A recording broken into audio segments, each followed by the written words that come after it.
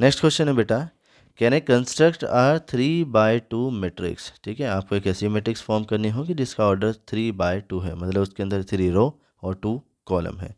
whose elements are given by aij is equal to 1/2 of modulus 1i minus 3j। ठीक है, तो यहाँ से ध्यान से समझिएगा, सबसे पहले आप एक मैट्रिक्स बनाएंगे जिसके अंदर 3 रो होंगी। ठीक है, तो इसे ए ए ए ए ए ए। ठीक है, इसमें हमारी 3 रो और 2 कॉलम हो गई हैं। क्योंकि ये फर्स्ट रो है तो यहाँ पर आप 1 लिखेंगे।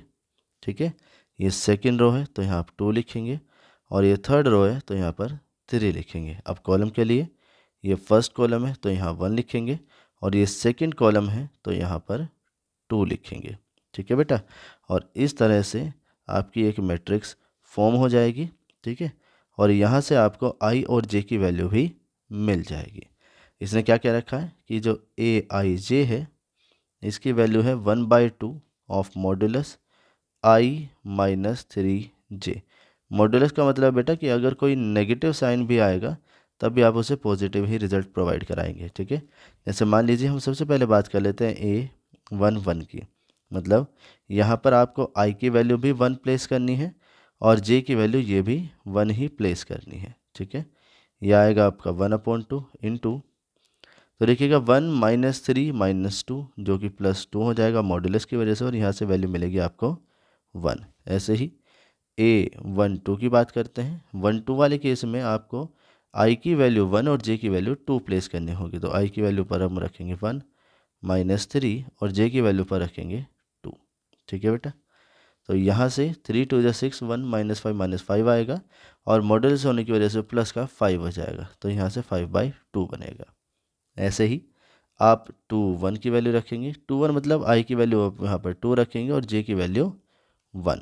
ठीक है, तो i की पोजीशन पर आप रखते हैं 2 - 3 और j की पोजीशन पर 1। ठीक है, तो 2 - 3 - 1 आएगा बेटा, और -1 क्योंकि मॉडुलस तो प्लस का 1 तो ये 1/2 आ जाएगा।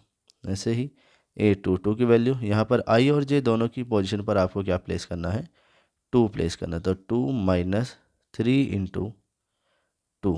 ठीक है, तो 2 - 6 होगा, -4 आएगा, और मॉडुलस होने की वजह से प्लस का 4 आएगा। ठीक है, इससे 2 कैंसिल होगा, तो यहाँ पर वैल्यू कितनी आ जाएगी, 2 आ जाएगी।